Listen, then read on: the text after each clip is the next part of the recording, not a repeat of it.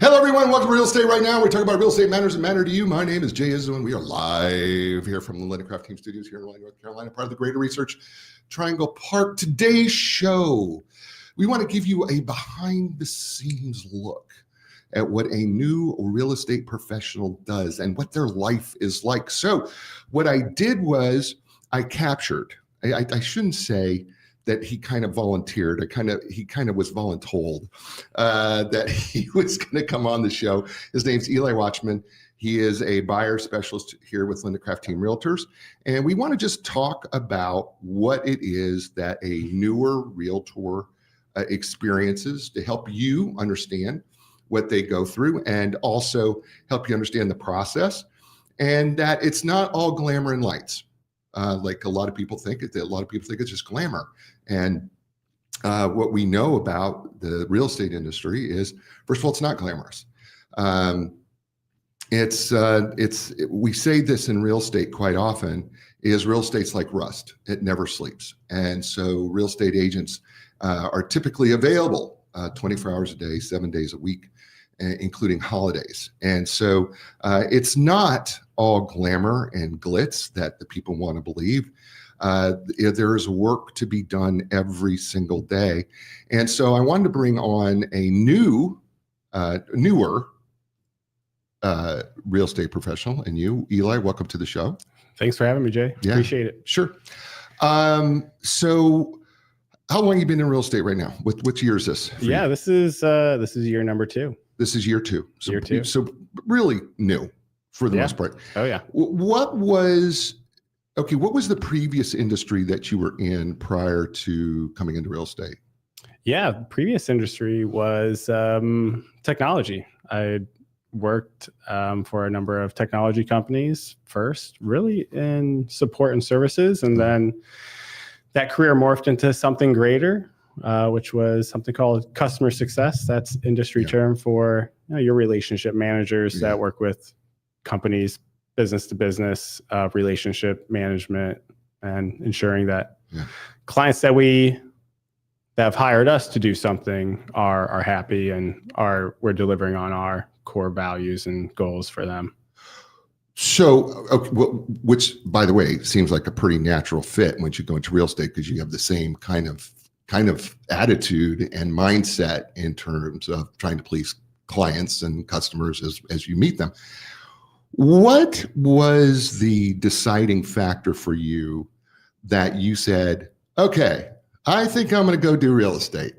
Yeah. Well, I jumped into real estate, and I will say that all of my neighbors, which are, friends and neighbors, which are, well in the trenches of their careers, thought I was crazy for leaving a career and starting new, being in our late 30s or so. But what really started it for me was, when I bought my first property back in 2018, the experience there was really great, and it was a lot of fun, and it kind of just had started a little bit of a festering itch, I suppose, in real estate. And then the pandemic hit, and things went pretty wild there. And so I looked at it. I loved following the real estate industry. And by the time the pandemic came around and the market went crazy, I was really thinking hard on, like, what does this all mean from an economics perspective? So I was really fascinated by it. And so, by 2022, I was kind of thinking, well, maybe it's time for me to try something different in my career. And so I jumped out of technology and leapt into real estate in 2022, 2023. And I should back up. Actually, my wife and I, we bought our second home in 22, and we renovated it. So through that process, that was a whole house renovation. So there's a lot of learning and education there. So I thought that was a good opportunity to take what I've learned thus far and kind of the passion I had for real estate and morph it into maybe a career. Okay. So, So you come in this career. I have said this about real estate when I've spoken on stages in real estate conferences. I've said that real estate's kind of like Denny's. It's like nobody makes a reservation to go there, but after a few drinks is kind of where they wind up at the end of the day. And I've said that's something you can laugh at later, by the way, whenever you want to. It's kind of what I've said. It's not really true, but it feels like when people jump into this, there's a variety of different reasons. But I do find that the people who are the most successful in this industry are ones who have an interest and a passion for the real estate industry. They're just interested in the real estate thing. There's something about it that kind of is, there's itch that you described is the real estate thing.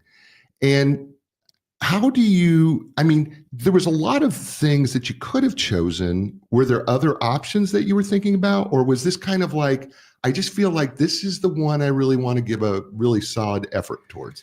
Whether it was on accident or purpose, I just kind of felt like all of my research and my leisure time, the time I wake up in the morning and I'm looking at news articles and learning different things, it was all really around real estate. So that was, to me, a really positive note of something that I really enjoyed learning about. And so that was really what drove me to pursue it. Yeah. Just this learning process involved was really, really cool and really fun. And I still find that passion today. Yeah, you do have, I will say this, you ask a lot of questions. You're always questioning about what's really going on here in the real estate world. It's something that I've noticed about you is that you have this childlike curiosity about this industry. Yeah. I think it's one, curiosity, but then, I think we all have these preconceived notions of what real estate is and how the industry operates. And if we don't take a step back and start to question those things, then I think, we don't really, or at least myself personally, like getting into the real estate 2 years ago, there was some pretty monumental shifts that happened, or at least publicly facing issues the real estate industry was facing. And so I thought, well, I have to question every aspect of real estate and maybe get a better understanding. And maybe if there's a different way of practicing real estate, right, then asking those questions first allows me to understand where we're at today and where I think I see myself in this industry in the future. What has surprised you most, or what has challenged you most since you've gotten into real estate that you go, okay, all the research I've done, all my thoughts about my expectations of what it would be, what is something that has kind of go, I didn't see that one coming as you got into this field? Yeah. So I came from a career where you have a book of business that's given to you. And that is your list of folks that you're reaching out to, developing relationships with. And the relationship is kind of set within boundaries of what these two companies working together are trying to accomplish. Right. And in real estate, that's not how things work, right? You get a license and then you go, well, what next? Like, make some phone calls. You don't have a book of business immediately. Yeah. So that was, I should have accounted for that more so, but I think that was one of the more surprising things of transitioning from an industry where, your boundaries are known, your mode of operation, your daily setup is kind of dictated for you, right, in a lot of ways, to something that was less than that, which is you're building a business, you're connecting or reconnecting with individuals and people you don't know, right, and you're trying to build relationships with them. So that was a pretty big change of just how I worked previously and to adapting to how I work now. So, okay. So then what I hear you hitting on is that discipline had to change because you had a book of business when you were in your other career and you were working with another company. So you kind of knew what your parameters were. Now you don't have a book of business. So what kind of discipline changes did you have to make in order to become more successful in this industry that were different from your previous career? Yeah. Well, if you work in a corporate job, you kind of start around 8, 9 o'clock and you go till 5. And um, in that, in technology, you oftentimes are working within, like a book of business that's just given to you. And if everything works correctly, right, there's a pretty good relationship built and a handoff that's made to my department from sales. And so we're all working together and everything's kind of smoothly passed along to one department from the next or from the last. So all that really leads to, I can come into my workday and know who I need to contact, who I have meetings with, who I need to travel to go see.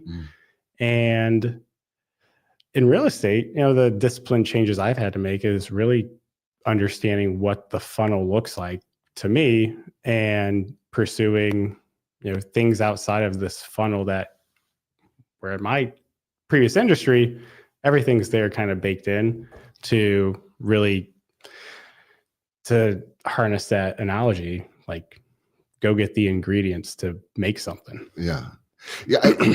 I think one of the things that people misunderstand probably about this industry is that when you get into it, it's not like you're just handed a whole bunch of people that want to buy houses or want to list houses. You actually have to do specific work to try to build those relationships, try to gain gain confidence and trust. And that's not always an easy thing to do, is it? No, those two things are, I think, very important to me as a person, how I operate. I have to feel comfortable in my own knowledge set in order to help advise others. I don't really, and that's to how I perceive my role in this industry. I don't really perceive myself as someone in sales. And I think if you talk to a lot of real estate agents today, their primary thoughts of their profession are they're in sales. Well, I don't really think of myself that way. I want to first be an advisor. And when we get to the point where you found the house or the property that is right for you, then we convert that consultative advisory role into a bit more of a sales role. But beyond that, still a constant advisory, consultative role, helping my clients understand the ins and outs of the process transaction, so there's no surprises. So I think that probably doesn't answer your question, does it? Well, no, it does. It does. I think though, like, what people probably don't understand is what it takes to get 2 years down the road, even to the point where you're kind of going, okay, I think I have a pretty good idea of what I'm doing. Right. I clearly have more to learn, but I have at least a pretty good idea, I know, right, of what I'm doing. And so thinking about that, though, what is some of the other challenges or surprises in this industry, maybe that you have come across that you go, I'm not sure I knew that this was the kind of work I was going to have to do. What were some of those things? Oh, yeah. So going from working with stakeholders at a business to working with individuals is a pretty significant shift, because you're working with individuals that, they're putting their life savings on the line in buying a house. They're making pivotal changes in their lives. And that's something that, it's worth constantly acknowledging and understanding and keeping that in mind as you work with individuals, where you don't really have that with working with businesses. Yes, it's there, it's present, but it's also much more deeply personal, working with individuals when they're going through the process of buying a home because they're relocating, or they're trying to find their last home that they're going to live in, right? Those are all or their first home. Yeah, absolutely. So, that's, you play a little bit more of a therapist role in real estate, I think, sometimes. So that was a pretty big shift. Yeah. What kind of work Yeah, because you're not always, you're not always working with somebody every day, right? So there's some days you're not working with people. What do you do in the off when it's not really an off time, but what are you doing in the times when you're not specifically working with someone? What's the other parts of the day that you have to devote to this industry? Yeah, it's a great question. So marketing is one, and I will say that's one of the areas that I have identified that I really need to work on is marketing. I enjoy having a nice tight knit crew that I have, but getting out there and building rapport with others outside of my close network has been something that I have spent a lot of time thinking of and what the right tactic is and how I'm going to approach that in now and in the future. So I spent a lot of time thinking through kind of the marketing of a business and how I can best position myself. But a lot of it's communication, right? Calling people, emailing people, texting people, sending messages to people, being on Facebook and Instagram and trying to reach out to people that have real estate needs and questions and help them out. And so spend a lot of time, if I could sum it up with one word, communicating. And what hours do you typically work in a day? Well, it's a great question, Jay. And so I'm someone that personally, I really enjoy being home with my family for dinner time. Right. I treat that kind of as like that's a sacred time. Sacred time. Yeah. And in real estate, you have to sacrifice some things. And I think though I'm with my family most days in the evening and have that time with them, there's times I haven't. And so in terms of hours spent, I mean, I was talking to one of our colleagues and they reiterate, because I think this, like what I spend in a day hours wise with working on my business and with clients. And I go, if I calculate what I spend per hour, what I make per hour on this, she goes, don't do that. Yeah, don't do that. Don't do that. Don't do that. Don't do that. But that's just how my mind, kind of looks at value, right? In a lot of ways, value relative to time. But hours spent, man, anywhere from 50 to 60, maybe more. You work when other people don't, right? So that's the big thing. So I try to plan my day around if I have clients and we're going to be seeing homes in the evening, right? Maybe I can take care of some things at home, right? I spend, I go grocery shopping on Wednesdays now to make my schedule work because I work on the weekends. So there's a lot of different shifts, but in terms of hours spent, it's a give and take. Right. Sometimes I can dial things down. Sometimes I have to ratchet them up and I'm working 8 a.m. in the morning till 8 at night. Right. So I try to find balance in that. Right. Yeah. And I don't know that it's balance as much as harmony sometimes, right? Because I think it's hard to be 50-50, right? Which is what we typically think of balance. But there's a harmony you have to find where I have to have my sacred time. And there is also a life I need to live. Mm-hmm. And there's also my health I need to pay attention to. Absolutely. And there's fun that I should have probably because fun is important part of it. And finding that harmony is probably got to be one of the most difficult things to achieve, especially in your first few years of trying to figure out how do I make all this kind of blend and meld together. Have you found that to be a challenge for you too?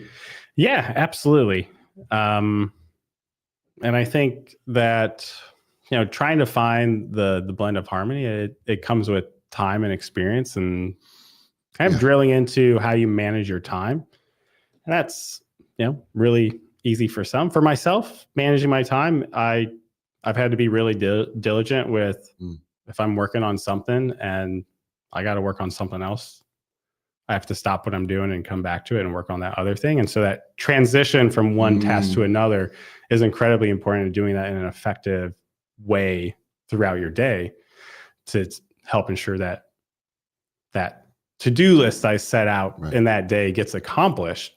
And then if there's things that I need to go back and circle back on and complete, that I can do that. So yeah, I think more so like managing your time, making sure you have time to build your energy back up. Right. I'm an introvert. So when I'm out with people all day long, I'm going to be a little bit more exhausted by the end of the day. So I got to build time into my calendar to help recharge my battery so I can come back the next day and help others out and feel 100% about doing it.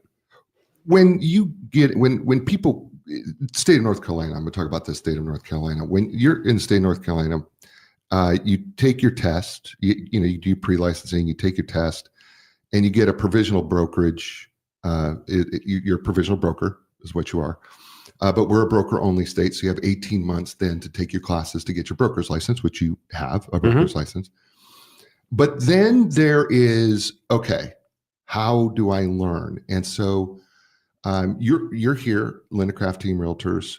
Talk about the extra training required beyond just getting your license and the broker's license that is really, you find fundamentally necessary to grow and build your business.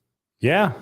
Well, I think the adage that most people will say in the industry when you go get your license and out of your 90 hours, I believe, to lose your PB status, they say you're going to go spend a lot of time in a classroom and learn things that you'll never use. And I will say that's not true. There's a lot of really great things you need to learn in the licensing. And I think that the licensing is the baseline. And you do apply those things. It doesn't become apparent how you apply those things, I think, until you actually start working with clients. So the fundamentals, the licensing, pay attention, do well on your tests. And then as far as outside of your licensing and when you become a broker, how do you learn? You really have to learn by doing, right? And that's true for me personally, but I think it's maybe more universal in real estate, where there's a lot of nuances. There's a lot of small niche things that you need to be aware of. And the only way you're going to be aware of them is if you go through the process with clients learning. But there's a stopgap measure in there, which is the brokerage you work for or with, right? They need to have a robust training system. They need to have resources that are available to help new brokers out. And so, here at Linda Crafting, we have a great set of brokers and staff that have been instrumental in helping me understand the nuances of the different facets of a transaction that I need to be aware of, and even things that I wasn't aware of. So that's, I think, a really key linchpin in being successful in this industry, is having people available to help you out and invest in you and your success as well. So there's a lot of training we do here, right? There's the Tuesday training, and there's all sorts of training. We've had Brad Carroll from Dacno come in and talk to us about AI. We just had a training on social media, which was fun with Lisa Kruger, was outstandingly fun. How valuable have those trainings been for you in terms of advancing your career? Yeah, very instrumental. Like learning a CRM. Most people, I had the privilege of coming into this industry already understanding sort of the client management side of things, and from a rather in-depth perspective. So if you have the opportunity to sit down with someone and learn more about how to manage your clients through a CRM, that's an incredibly powerful thing to do. So I wouldn't understate that. The trainings around, I really appreciate the trainings around how to operate as a real estate agent, I think one of the things that I struggle with in this industry is when I first got into it, I go, well, what's the decorum? Like, how am I to interact with other agents through a transaction, right? And what's being polite, what's not, what's the unstated things that I need to be aware of. And so I think with Linda Craft and working with, all of the team here and trainings and the phone calls that I made, I've learned that to a much greater degree. And I feel more comfortable when I'm out working with clients, working with my other stakeholders, right? Those are the other real estate agents in this industry as well. So that's been really helpful. You did something unique here. We were test driving an AI model where it was an AI customer on the phone, and you had to set up an appointment with an AI customer. Tell folks what that experience was like for you dealing. I mean, did it feel realistic? How was the challenge there trying to deal with an AI customer and trying to convince them to get an appointment? Yeah, if you spend any time with ChatGPT or any of the other language models out there, they're all very friendly and fairly positive, but these were not. These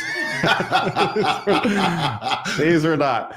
No, this was a service that you call up, and it is a phone call, and you're talking not to a human being, but a less than friendly individual whom you're trying to schedule a consultation with, which I think overall is actually a reality that many of us face throughout a day, right? We're calling people and that probably provide their information at some point to us, and they're not expecting that call within 30 seconds after submitting their information.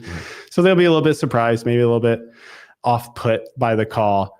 And that AI service, it captures that, I thought, really well, and presents the challenges that we all try to circumvent every day when we're reaching out to people and trying to understand what their needs are and help them out, right? Because most people, when they have a real estate agent call, I think people's defense mechanisms go way up. Yeah, agreed. Way up.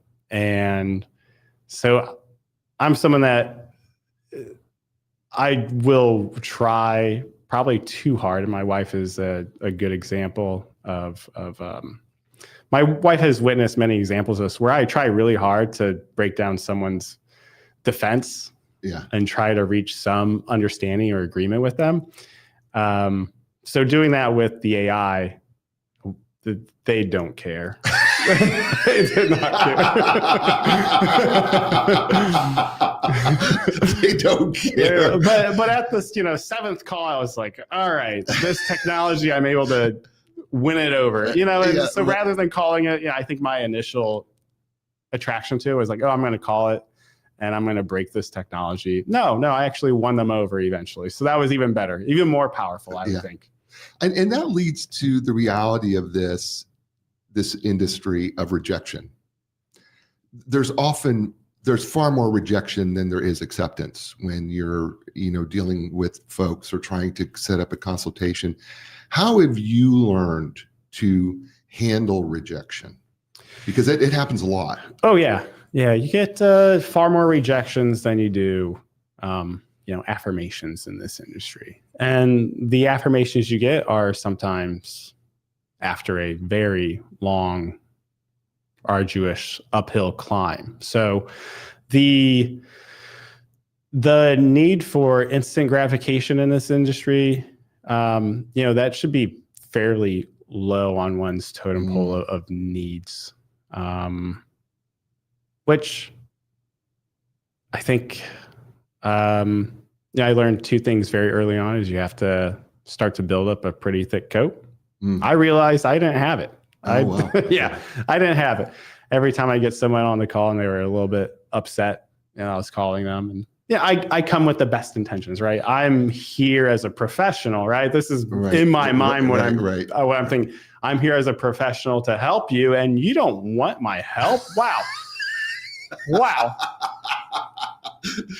I'm offended, right? So it took me a while to get over that. And you actually do have to take on this persona of a like very skilled sales rep or a business development rep to where you can hunker down and make calls repeatedly and get rejection in those calls, but still proceed forward, knowing that maybe the next call is going to be the consultation. Maybe the next call is going to be the one that, they're ready to look for a house, right?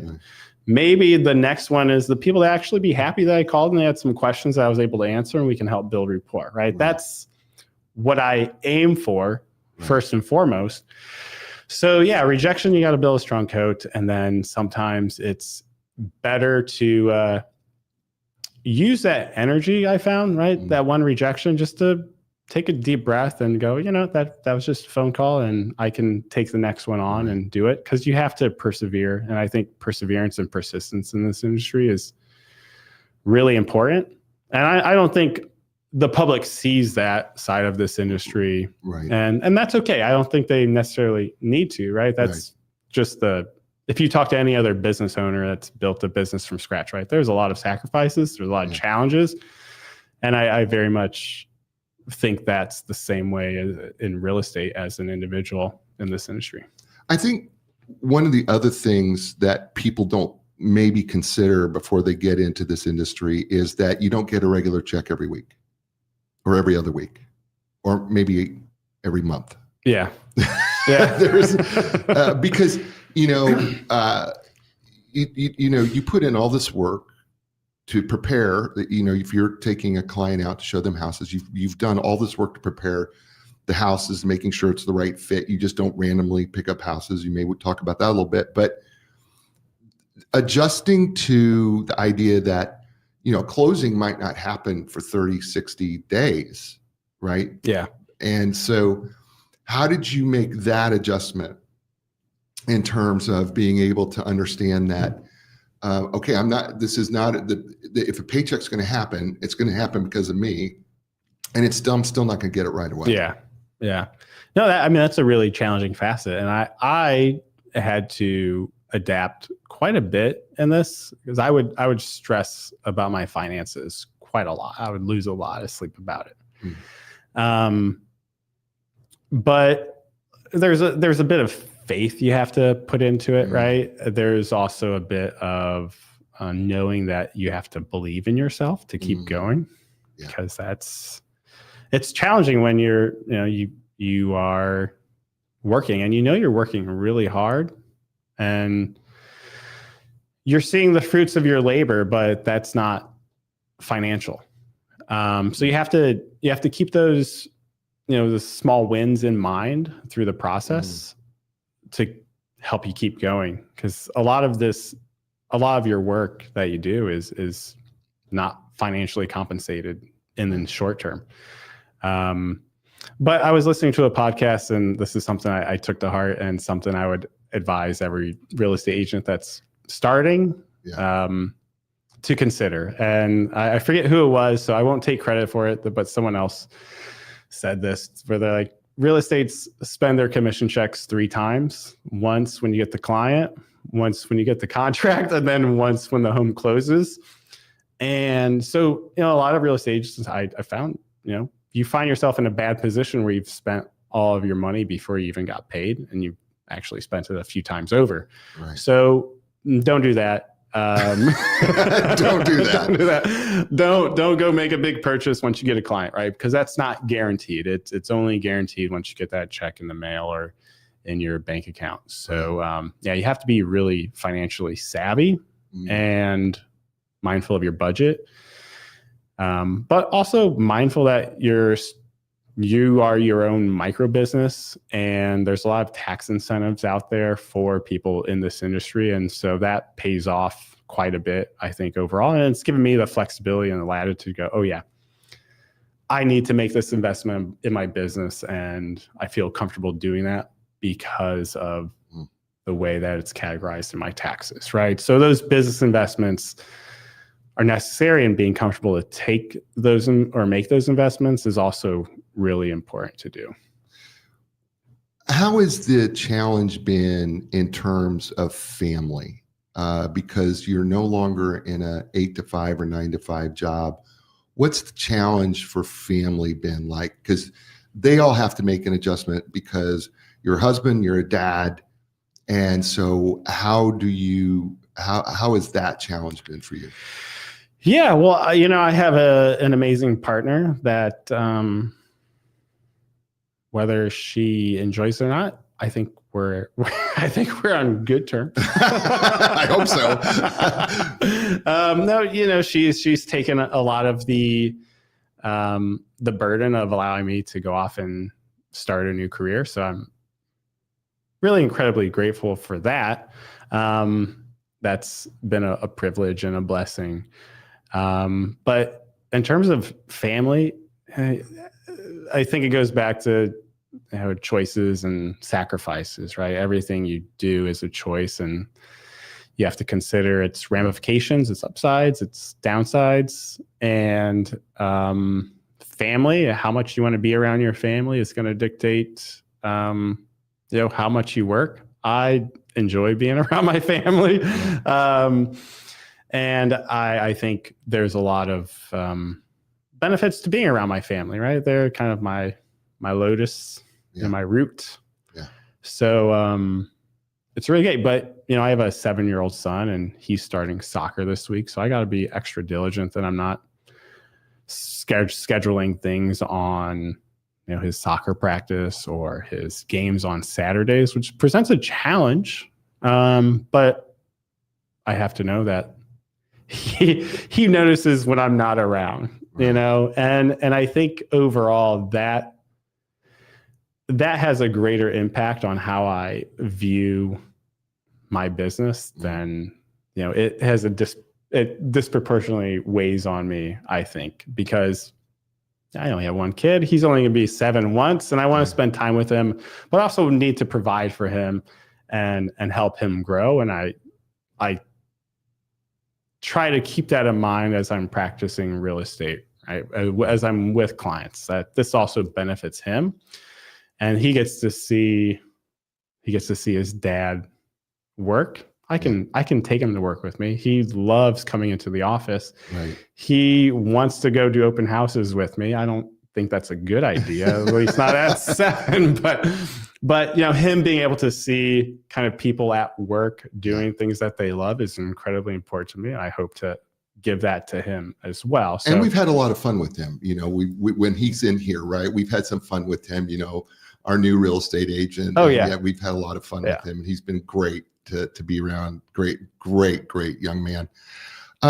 You've done several transactions, and is there one that stands out? You went, oh, I didn't see that coming. Is there one that stands out to you where that happened to you, where you just got an unexpected, I thought I was prepared for this transaction, but it didn't go exactly the way I thought it was going to go? It's a great question. I think every transaction has a surprise at some point, and it's how you deal with it that makes the difference. I had a transaction. I think about this one a lot because it's come up several times since then, and I've been able to better execute the subsequent transactions because of it. And it deals with fences. Like if you want a fence in an HOA, and that's going to be an important aspect of one's happiness at the house. HOAs don't allow non-homeowners to make requests to the HOA. Right? Yeah, right. They're just like, great, close on the home first, and then we'll talk about the fence, right? That causes a lot of stress and consternation for clients. So I had to work with the homeowner to then put in a request for a fence for my client that really wanted that fence and needed it for their lifestyle. And working through that process, it's not for the faint of heart, because you're going into a transaction and you're maybe not knowing certainly that fence can be accommodated, but being able to maneuver across different stakeholders in a transaction, including the seller, including the HOA, and effectively communicating needs of my client and getting the positive outcome that my clients expected, right? That's incredibly important to me. And so doing that with an HOA with a fence one time that's subsequently come up has just made me more effective in maneuvering around those obstacles to make sure that my clients get served well and they get the outcomes that they want and expect. If you had a piece of advice for somebody who is considering a career transition from whatever they're doing to coming into real estate, what would be a piece of advice you would give them? Yeah. I think the cliche, I have all sorts of cliches about real estate today, having worked in it for 2 years. Yes, doesn't really work out that way. So one of the cliches that I like to debunk is, if you're getting into real estate for flexibility and to be your own boss, it's probably not the best way to go about it, right? If you're looking for flexibility, but you have clients and you're working 80 hours a week, you don't have a whole lot of flexibility, right? Right. And to be your own boss, right? Yeah. But you have to, your boss is the clock, right? You only have so many hours in a day, and trying to be as effective with that time you have is incredibly important. And something I think I was a little bit late to the game to understand and learn and really hone, because, right, we don't have any more time than one another, but it's how you spend that time that really makes the difference. And that's very true in real estate, where if you have 3 people under contract and you're having to drive to all different parts of the triangle to make inspections and visit the homes and meet vendors out there, right? That eats a lot of your time. And so being more effective with your time is incredibly important.